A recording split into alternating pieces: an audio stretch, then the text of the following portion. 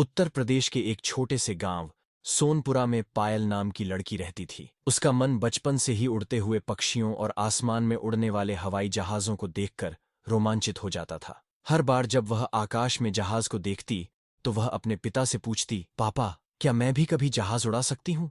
उसके पिता मुस्कुराते हुए कहते, क्यों नहीं बेटा, अगर तुम सच्चे दिल से मेहनत करोगी तो जरूर करोगी। पायल के गांव में लड़कियों का स्कूल जाना भी बड़ी बात मानी जाती थी। वहां के लोग मानते थे कि लड़कियों को सिर्फ घर के कामकाज करना चाहिए। पायल ने जब अपने पायलट बनने के सपने के बारे में बताया तो गांव वालों ने उसका मजाक उड़ाया।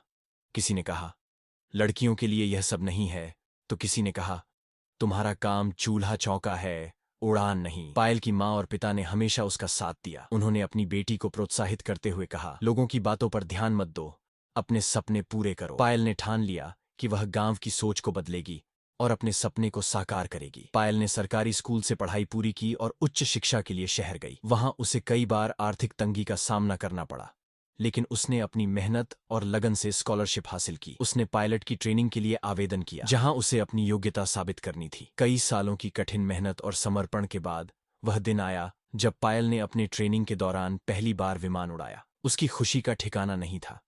उसने अपने माता पिता को फोन करके कहा, पापा, मैं उड़ रही हूं। जब पायल एक पूर्ण पायलट बनकर गांव वापस आई तो पूरा गांव उसका स्वागत करने के लिए खड़ा था। लोग जो कभी उसकी आलोचना करते थे अब उसकी प्रशंसा कर रहे थे। पायल ने गांव की लड़कियों को यह संदेश दिया, सपनों को पूरा करने के लिए हिम्मत और मेहनत चाहिए। अगर मैं कर सकती हूं तो तुम सब भी कर सकती हो। पायल न सिर्फ अपने सपने को पूरा करने वाली पहली लड़की बनी, बल्कि उसने गांव की सोच को बदलकर लड़कियों के लिए नई राह भी खोल दी। उसकी कहानी प्रेरणा बन गई और सोनपुरा का नाम पूरे देश में रोशन हुआ। सपने देखने का अधिकार सबको है, लेकिन उन्हें पूरा करने का साहस कुछ ही करते हैं।